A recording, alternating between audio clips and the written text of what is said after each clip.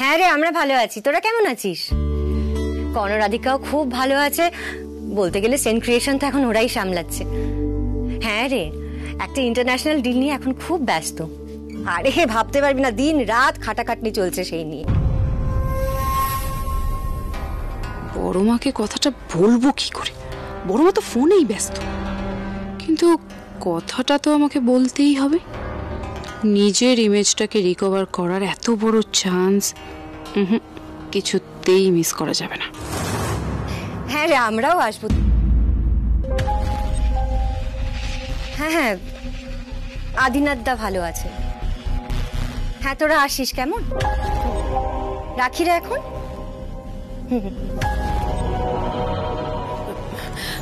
বড় মা, এই যে তোমার চা। এ নাও।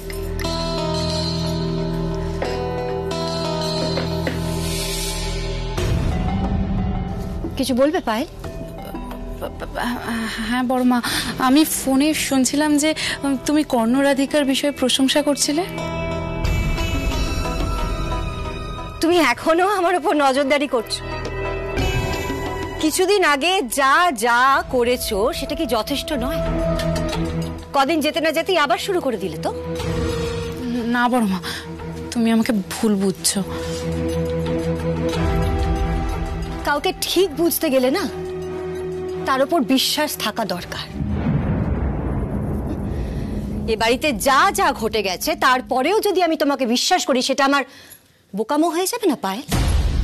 অতটাও বোকা কিন্তু আমি নই। বড় মা বলো, তোমার যা যা মন চায় তা আমাকে বলো বড় মা, তোমার সে অধিকার আছে। অধিকার? কারোর ওপর অধিকার ফলাতে গেলে মনের বাঁধন, মেন্টাল অ্যাটাচমেন্ট জরুরি। আত্মিক সম্পর্ক থাকতে হয় তার জন্য। আজ অব্দি কোন সম্পর্কের মান রেখেছো তুমি পায়েল? আমি জানি বড় মা, আমি জানি আমি ভুল করেছি বড় মা, সত্যি অন্যায় করেছি। কিন্তু বিশ্বাস করো বড় মা, প্রতিনিয়ত আমি এই মরমেই মরে যাচ্ছি। আমি যা যা পাপ করেছি না, যদি আমার হাতে থাকতো আমি তার প্রায়শ্চিত্ত করে দিতাম বড় মা। কিন্তু আমি যেই অনুশোচনায় মরে যাচ্ছি সেটা কেউ বুঝছে না বড় মা। আমি কাউকে বোঝাতে পারছি না আমি কেন এমনটা করলাম বড় মা। আমার কাছে সত্যি কোনো উত্তর নেই। কিন্তু জানো বড় মা, আমি না চাই যে কর্ণ রাধিকা দুজনে খুব ভালো থাকুক, খুশি থাকুক। আমি সত্যি ওদেরকে নিয়ে কনসার্ন। আর সেই জায়গাটা থেকে আমি তোমাকে একটা কথা বলতে এসেছি বড় মা। কি কথা? বড় মা, ওই কর্ণ রাধিকা যে ইন্টারন্যাশনাল ডিলটা ফাইনাল করেছে, তার যে মেইন ইনভেস্টর মিস্টার দত্ত, তার ওয়াইফ মিসেস দত্ত, সে আর কেউ নয় বড় মা, কর্ণর এক্স গার্লফ্রেন্ড জাহ্নবী।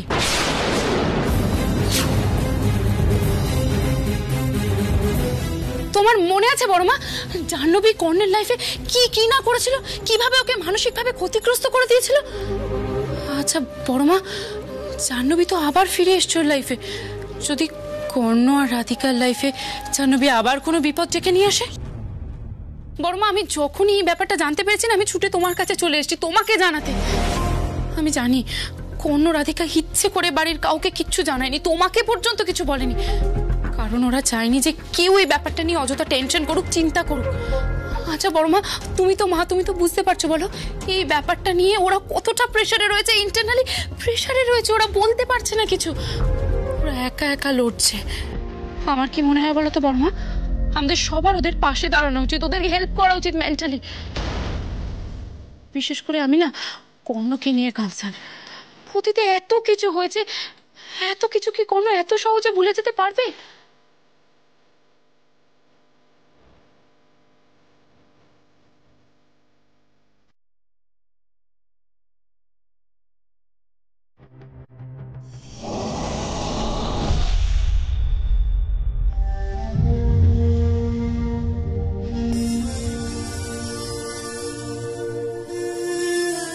কোন মুখ এক্ষুনি আমি গিয়ে বাবার সামনে দাঁড়িয়ে বলবো যে ডিলটা ক্যান্সেল হয়ে গেছে। বাবার কত এক্সপেকটেশন ছিল এই ডিলটা নিয়ে। চেন ক্রিয়েশনের ইন্টারন্যাশনাল এক্সপোজার হবে স্বপ্ন দেখেছিল বাবা, যা আর এই মুহূর্তে হবে না। আর আমি মাকেই বা কি করে বলবো যে আমি বাবার স্বপ্ন পূরণ করতে পারিনি। মা যদি কারণ জানতে চায় তখন কি বলবো? আমার ফেলে আসা অতীতের সম্পর্ক, আমার পাস্ট রিলেশনকে আমি ঠিকভাবে হ্যান্ডেল করতে পারিনি।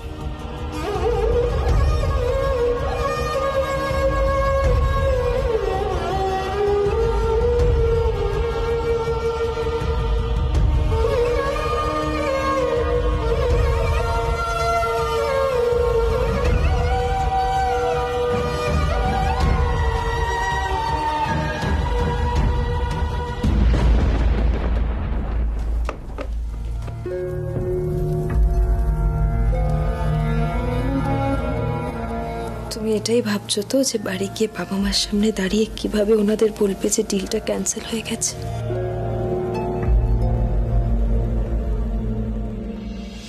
রাধিকা, আমি সত্যি জানি না আমি কি করব। জাহ্নবী এরকম ছেলে মানুষই কি করে করতে পারে? আমার আর জাহ্নবীর মধ্যে প্রফেশনাল ডিল হয়েছিল। প্রেস কনফারেন্স ডেকে তার অ্যানাউন্সমেন্ট করেছিলাম আমরা। আপনারা যে এত বড় প্রজেক্ট লঞ্চ করছেন সে বিষয়ে আমাদের কি বলতে চান? শুনছি এটা ইন্টারন্যাশনালি লঞ্চ হবে। আপনি ঠিকই শুনেছেন, এই প্রজেক্টে সেন ক্রিয়েশনের সঙ্গে আমাদের কোম্পানি কোলাবোরেট করেছে। আমি জাহ্নবীকে আমার কাছাকাছি আসতে দিনি বলে ওর ফ্রাস্ট্রেশনটা ওই বিজনেস ডিলের উপর দেখিয়ে ওটা ক্যান্সেল করে দিল। ওর এই অদ্ভুত বিহেভিয়ারের এফেক্ট আমাদের পরিবারের উপরেও পড়বে। আমাদের কোম্পানির এতদিনের রেপুটেশনটা নষ্ট হয়ে যাবে, আর আমাদের যে লস হবে তা তুমি ছেড়ে দিলাম।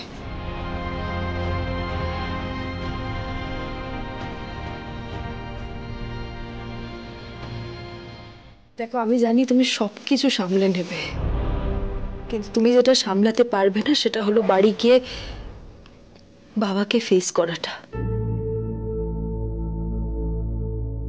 আমি জানি মা বাবা দুজনেই এই প্রজেক্টটা থেকে অনেক কিছু এক্সপেক্ট করছিলেন, তবে আমার কি মনে হয় জানো তো, তোমার ওনাদের সত্যি কথাটা বলে দেওয়া উচিত। হ্যাঁ, কারণ দেখো, খারাপ খবর কিন্তু হাওয়ার থেকেও দ্রুত ছড়ায়, আর কাল যখন ওনারা অন্য কারোর থেকে এই কথাটা শুনতে পারবেন তখন আরো বেশি কষ্ট পাবে।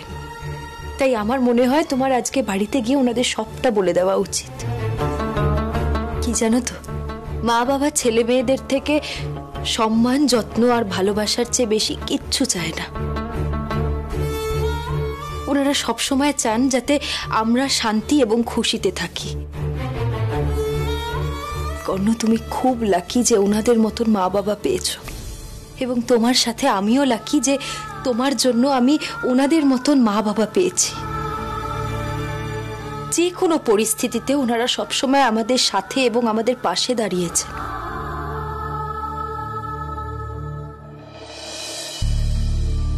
সত্যি কথাটা সময় থাকতে থাকতে তুমি যদি ওনাদের সামনে খোলাখুলি বলে দাও তাহলে আমার বিশ্বাস ওনারা ঠিক বুঝবেন কর্ণ, আর দেখবে তুমিও অনেকটা টেনশন ফ্রি হবে।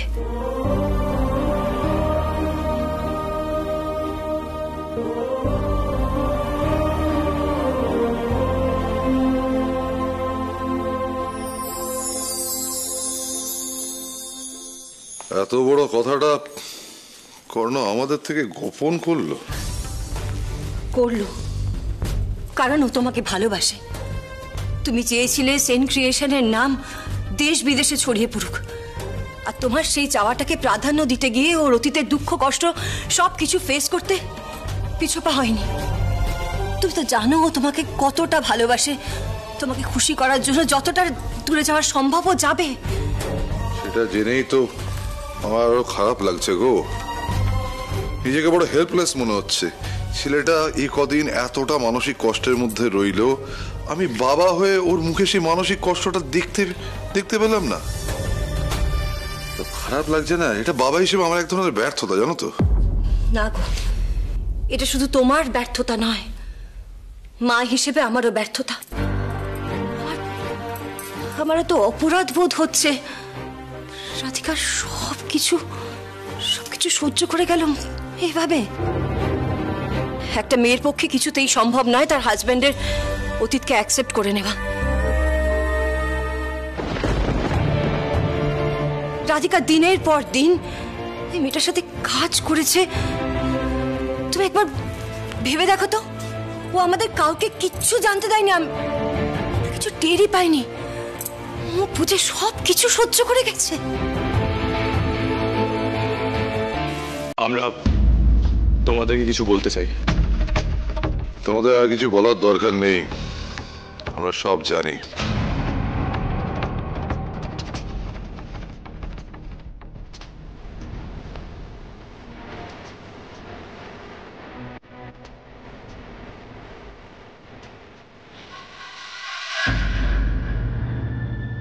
যাই বল কর্ণ, জাহ্নবীর বিষয়টা তোর আমাকে আগে জানানো উচিত ছিল। কি করে বাবা? আমি চাইনি আমার অতীতের কোনো ঘটনার জন্য তোমার মাথা নিচু হোক। আর যদি আমার জন্য তোমার মাথা গর্বে উঁচু হওয়ার বদলে অস্বস্তিতে হেট হয়ে আসে, তাহলে সন্তান হিসেবে সেটা আমার ব্যর্থতা। বাবা, আমি সব সময় তোমায় খুশি দেখতে চেয়েছি। তাই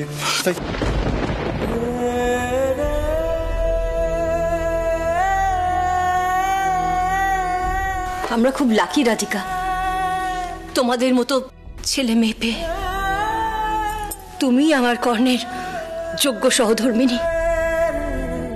আমি জানি এসব কথা বলা খুব সহজ, কিন্তু কাজ করা একেবারেই সহজ নয়। এই কদিনে তুমি কি সহ্য করেছ আমি খুব ভালো করে আজ করতে পারছি রাধিকা। কতটা কষ্ট পেয়েছো। কিন্তু মা,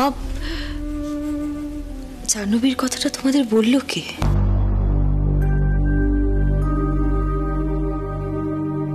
পায়েল।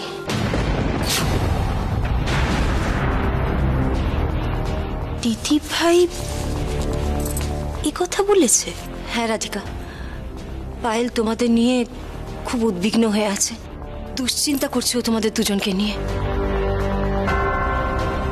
আমি জানি এটা মেনে নেওয়া খুব মুশকিল। কি জানো তো রাধিকা, মানুষ না সময়ের সাথে সাথে বদলায়। সময়ের সাথে সাথে সব খারাপের প্রকোপ কমে যায়, উপশম হয়।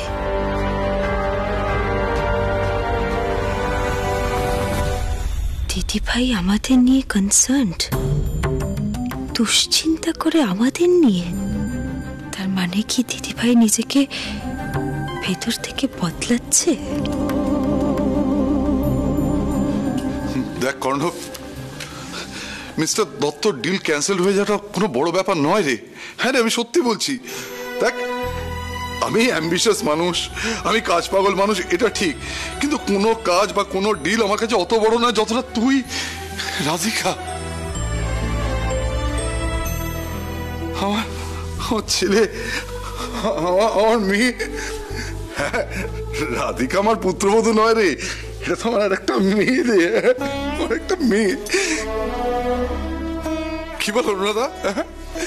অনুরাধা, অনুরাধা দেখেছো, ঈশ্বর আমাকে জীবদ্দশাতেই স্বর্গ সুখ দিলেন। হ্যাঁ, আমার মরার আগে যেন স্বর্গ সুখটা থাকে, ব্যাস এইটুকুই, আর কিচ্ছু চাই না। বাবা, এসব কি কথা? হ্যাঁ, মরে যাওয়ার কথা এখানে কোথা থেকে আসছে? মা, তুমি কিছু বলছো না? বাবা, আপনি আপনার কথা এক্ষুনি ফেরত নিন, না হলে কিন্তু আমি আপনার সাথে কথা বলবো না। কথা বলবো না। আচ্ছা আচ্ছা আচ্ছা আচ্ছা, আমি আমার কথা ফেরত নিচ্ছি মা, আমি আমার কথা ফেরত নিচ্ছি। আমি মরার কথা বলবো না। বাপ রে, বিয়েটা না কি এখন আবার কেউ রাগ করে আমার সাথে কথা বন্ধ করে দেবে না তো?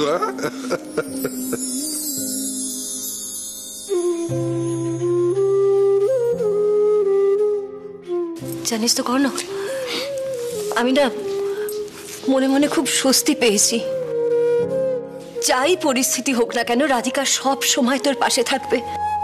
সারা পৃথিবীও যদি তোর বিপক্ষে চলে যায় না, রাধিকা কিন্তু তোর পক্ষে থাকবে। আমি খুব শান্তি পেয়েছি রে, খুব শান্তি পেয়েছি।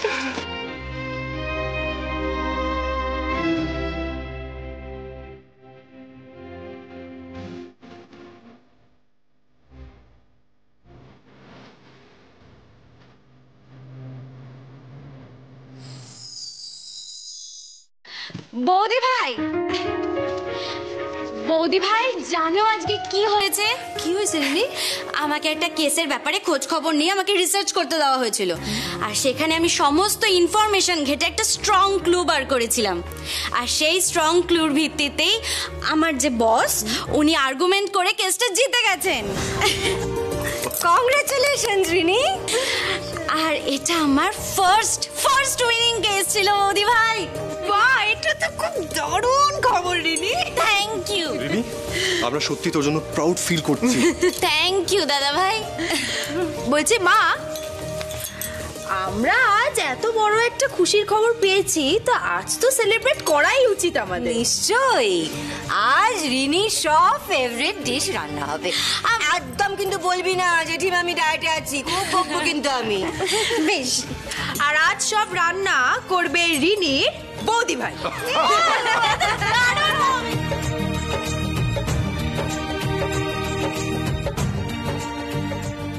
যাক বাবা, সব ভালোই ভালোই মিটে গেছে। যেন বুকের উপর থেকে একটা বিরাট পাথর নেমে গেল।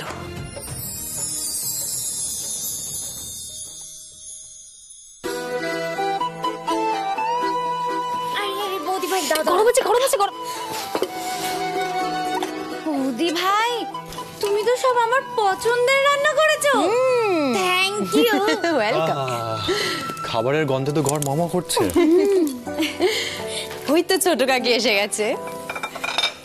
বাবা, এত কিছু আয়োজন করার তো কোনো দরকার ছিল না রাধিকা। একটা কেসই তো জিতেছে, বিয়ের পাকা দেখা তো আর হচ্ছে না। ছোট কাকি রিনি ওর প্রথম কেস জিতেছে, এটা কি ছোটখাটো ব্যাপার নাকি? ও মানলাম, খুব বড় ব্যাপার, ছোটখাটো ব্যাপার না, কিন্তু এইসব কাজের তো আর দরকার পড়বে না। মানে চাকরি করার শখ ছিল, সে শখ তো মিটে গেছে। মা, তুমি এটাকে শখ কি করে বলতে পারো? নিজের পায়ে দাঁড়ানোটা কারোর শখের পর্যায়ে পড়ে? শোন রিনি, আমরা এতটাও বড়লোক নই যে তুই 2000 টাকার মাইনের জন্য চাকরি করতে যাবি আর সংসারের কোনো কাজকর্ম শিখবি না। এই চুকি মেয়ে বাড়িতে বসে আছে, সংসারের কাজ চায় না, রান্না বান্নার কাজ শিখতে হবে। এরপর তুই শ্বশুর বাড়ি গিয়ে কি করবি বলতো?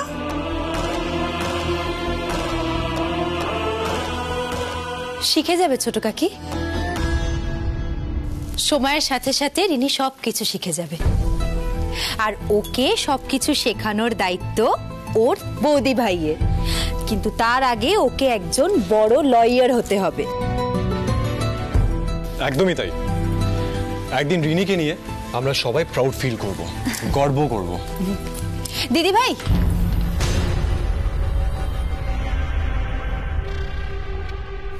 দিদি ভাই, রিনির কেস জেতার আনন্দে আমরা সেলিব্রেট করছি। এসো না তুমি আমাদের সাথে এসো।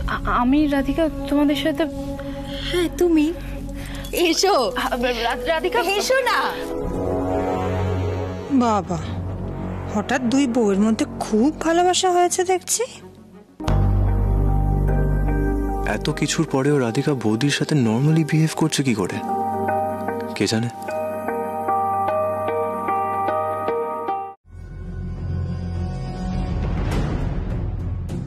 বলছি অর্ঘকে রাখো, ওকে বলো আমাদেরকে জয়েন করতে।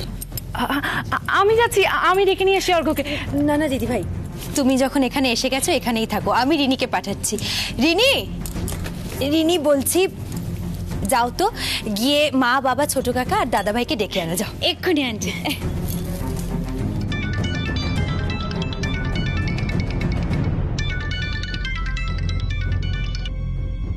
হ্যালো, হাই কে?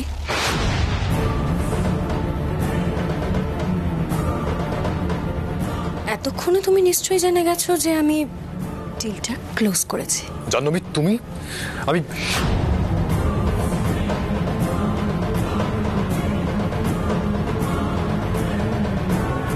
জাহ্নবী তুমি নিজেই ডিলটা ক্লোজ করেছো, কাউকে না জানিয়ে। তোমার কোনো আইডিয়া আছে মিস্টার দত্ত কত রেগে আছেন?